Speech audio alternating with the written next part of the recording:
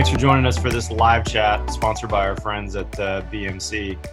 Let me first introduce Gary Gross from BMC. I'm going to let Gary tell us a couple things that are interesting about BMC, and in particular how if you're a remodeling contractor, why you might want to do business with those guys. Really happy to be here today, and BMC excited to be a sponsor today. And as we look at the pro remodeler and really help all of you that are on this call with your business, with your customers. For those of you who don't currently purchase from BMC, one of their big core strengths, I think, is that they have fantastic people. They've done a great job hiring over the years. And I have a guy at BMC who's my guy, that when I've got new projects coming up, I shoot him an email and say, here's what we got. We're really dedicated towards building all of the things that we need to do from a capability standpoint in driving a better relationship and assortments and making sure we have the right assortments with our pro customers. So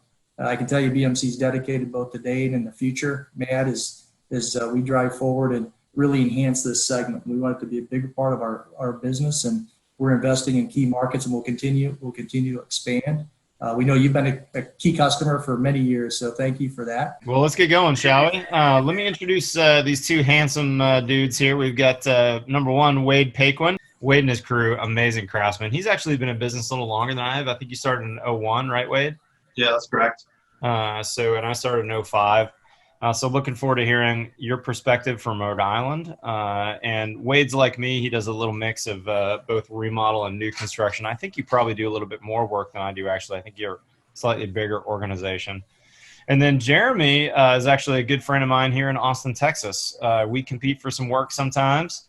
Anytime there's a male model role, though, he always wins. I mean, look at that headshot. What a handsome dude.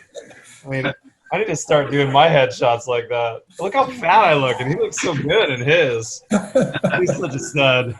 Anyways, him and his partner, Chris, business partner that is, are crushing it. They're doing fixed price work here in town.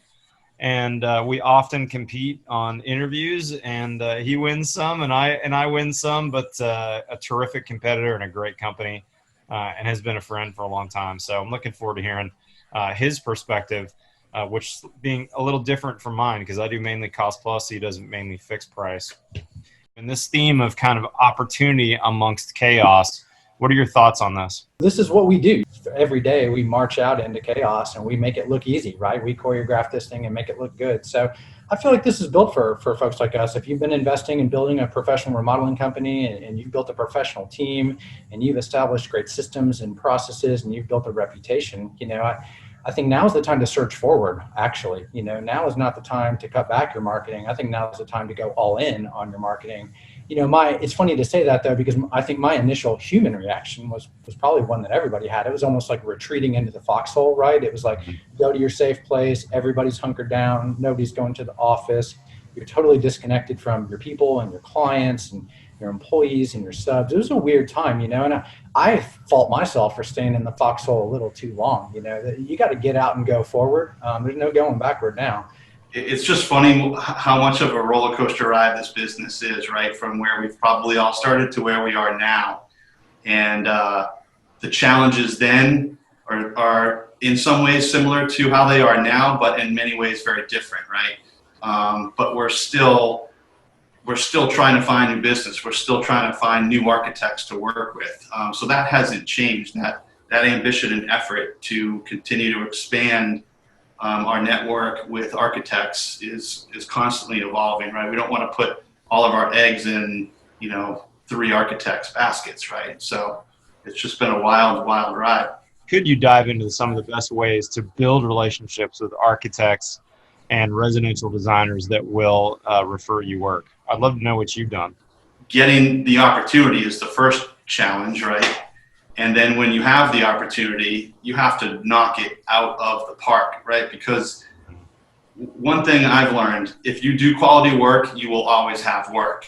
And we don't really advertise, so word of mouth is huge, right? Your reputation is huge. So every opportunity you get, especially in your early days of trying to get those jobs and get established, you have to put 1,000% into it and give it your all and just go above and beyond to really catch everybody's attention. Because if you're doing subpar work or just par work, you know, they're going to move on to the guys that are going to be doing better work. I think what we got better at over the years is being better qualifiers of leads and not spending a bunch of time chasing a deal that's really a Matt Reisinger deal and I shouldn't be wasting any of my time on. And so I feel like we're putting more effort into fewer deals instead of, you know, we're hunting with a rifle instead of a shotgun, right? We're trying to be a lot more dialed in about identifying who a true ideal client is, who a true ideal architect is, so that we can say to ourselves, we can work our hearts out for these people and we can make them raving fans of Richard Martin so we can get more referrals.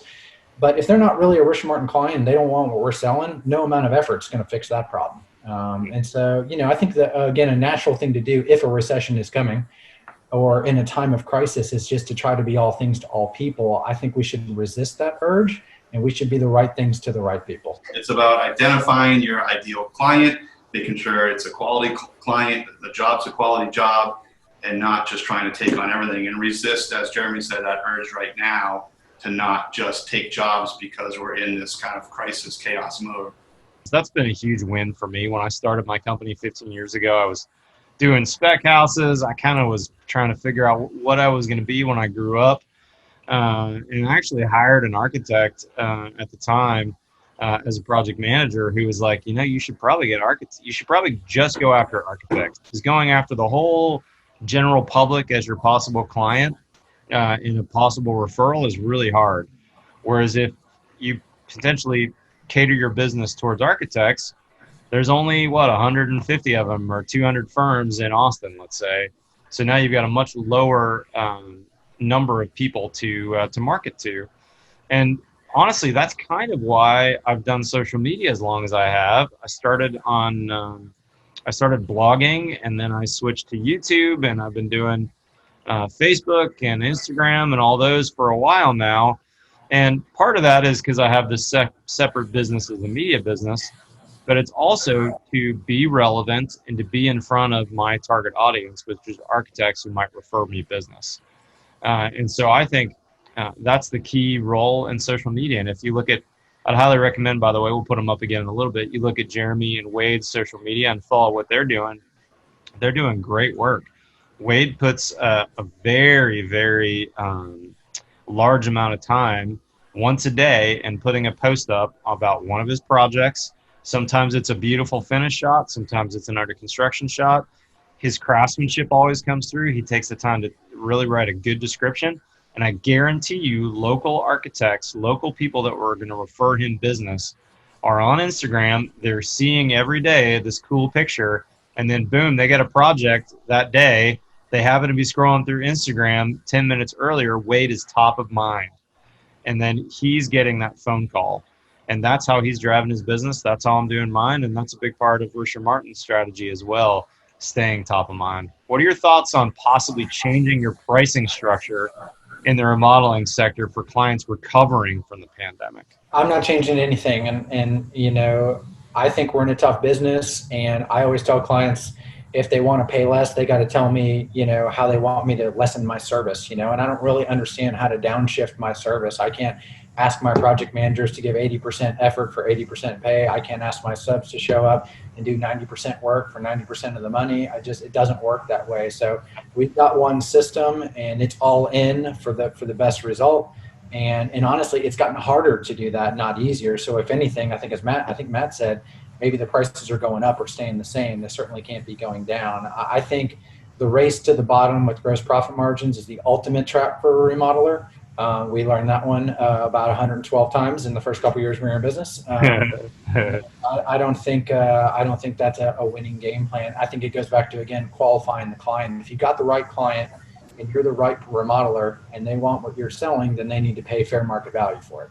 I just add to that I've learned from when we've remodeled and done renovation work, that there's so many variables and unknowns in those types of projects that you just can't price out. And even when there's contingency involved, it does help paint a truer picture of the cost at the end, but it's still risky for me. And that's why, 2-3 years ago now, we've gotten away from, the lump sum fixed price stuff and do only cost plus, and I will not do a remodel or renovation project unless it's cost plus. I have to protect myself. Our job as builders is to, or as remodelers, is to remove that discussion about what's your fee, how much are you making, and change that to, well, let's figure out how to get what you want for a budget that you feel like is the right budget. What long or short-term trends do you see when it comes to homeowner needs due to COVID, i.e. larger homes, smaller homes, more office space, outdoor living, energy efficiency, all those things? You guys were kind of forecasting design trends here, which is not usually our bailiwick. But I'd like to know what you guys think. Jeremy, since you're the most stylish of the builders in the group, why don't you start? The big one we've seen is home gyms. We've had a couple clients call us. We had one house we just finished. I mean, literally, they called. It's an older couple. They're nervous about going to the gym, but they're super fit people. And it's like, hey, what can we do to add one, convert a room, separate building? So that, and then we had another client who we were breaking ground, getting ready to cut the lot. And he was thinking about value engineering the home gym out. And of course, the home gym did not get value engineered out. And so, yeah, I think more than anything, again, we started this program talking about opportunity. I think we're in a great business to seize opportunity. People have never have come to this realization that, like, your home is a place for you to be safe with your family. Your home is now a place for you to entertain your family. Your home is now a place to educate your family, for you to work from home, for you to be fit from home. You know, you're cooking from home more than you ever have before. You want to be outside your house because you've been stuck in your house all the time. You may want to add that pool back into the budget that might have gotten value engineered out. And so I don't know that I have enough data points, and this is definitely not my bailiwick to predict that that's a long-term trend. But, you know, ultimately, I think people are realizing that there's no safe, you know, the stock market drops 34% in 1 month. You know, the Austin housing market did not drop 34% in 1 month. So I think people are going to think probably no place better to invest your money than a place that can be a store of value for you long-term, provide safety and entertainment and education and health for your family. I got to think we're in the right business, and it's our job to go out there and seize that opportunity. Yeah, and I would piggyback on that to say during the last recession, I was exactly opposite of what Wade's doing now. I was like 99% remodel, 1% new construction. I did nothing but remodels. And oftentimes I get a client who said, I just want to do my kitchen or my master bath. And then that, you know, stupidly expensive, let's say $500,000 kitchen and master bath turned into a $2 million whole house remodel because the two doctors living in the house with no kids had the money. And if their kitchen was going to look amazing, why wouldn't they do their dining room? And if their master bath was going to be amazing, why wouldn't they do their master bedroom and their porch and put a new roof on it? Literally, that's a job I did in 2010 when I didn't have 6 pennies to rub together to pay my bills. I had a client who went from $500,000 to a $2 million job over the course of a year. I did another one of those a couple years ago. Same story, except it was $1 million remodel that turned into a $4 million remodel. They had the money. It didn't matter what the market was doing. Those clients are out there, so don't be afraid to do smaller jobs, even if we're used to doing bigger jobs. I was all about that as a young company, and those two paid off big time for me and helped me weather a pretty rough storm. I think, you know, like Jeremy said, it's tough to predict if it's going to be a long-term trend or this is just something this year or next year. But, you know, when you see Twitter and some of these other massive companies basically saying to all their employees, you don't have to come back to the office. You can work from home permanently now, even if we get over this thing and we get out of COVID, the COVID world. You're seeing more and more of that now. And like you guys alluded to, people are looking at their home differently. They're using it differently. And a lot of people are going to be working from home for the foreseeable future or maybe permanently. It depends on their type of job. So, you know, we're working right now with an interior designer and one of our cabinet makers to kind of offer like a package deal to go in and do, you know, home office, kitchen, things that people have been putting off, right? That tired kitchen, the tired bathroom. The kids are off to college. They got the guest bedroom now that could become a home office. Go out there, go back to your previous clients and see if they have any of those needs to do that. You know, go back to the clients that you've already won over, that you've you know, they've been very satisfied with your work, and maybe they have a need for something like that, you know. So there's some creative ways to go about that. Does Gary anticipate that supply chains will transition away from international sources in the future, especially items produced in China? And Gary, you could answer that specifically as BMC, or you could answer that in general as a representative of our supply, as our general supply chain. Yeah, and then I think supply chain. I don't know specifically about China, but I do think all industries, including ours, is rethinking and looking at the supply chain, especially with innovation. And I see more innovation happening probably domestically. So I do think you'll see.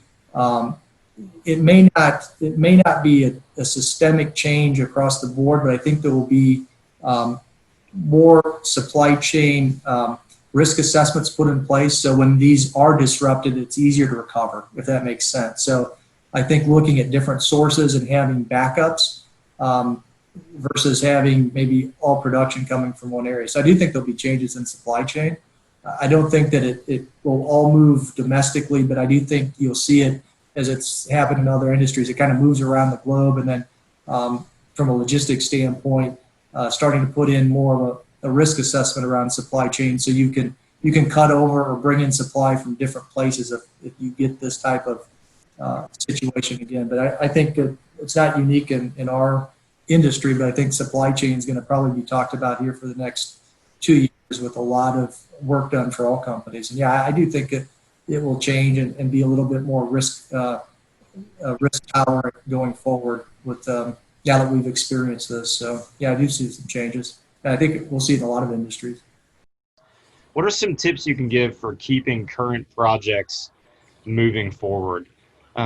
Jeremy, Wade, why don't you guys start on the construction side, and then Gary, if you've got any advice for builders on this too, we'd love to know what your thoughts are on this question as well. You want to go first, Jeremy? We stress way back in pre-construction before we even break ground how critical it is to have made all the decisions, made all the selections, and locked down all the specifications so that we can get ahead of the curve on procurement to make sure we don't have things back ordered, stuck in customs, you know, it's been discontinued, things of that nature. Now more than ever, we're beating that drum hard. And then just, you know, one of the things that we're selling in the market is we're expert project managers. You know, a project well planned is half built.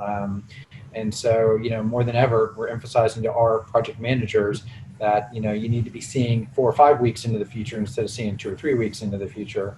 Skate to where the puck's going, and try to, you know, forecast some of these things as opposed to being reactive. You know, proactive project management is going to be critical now more than ever, and our clients are paying us to be professionals, and I think we got to deliver on that.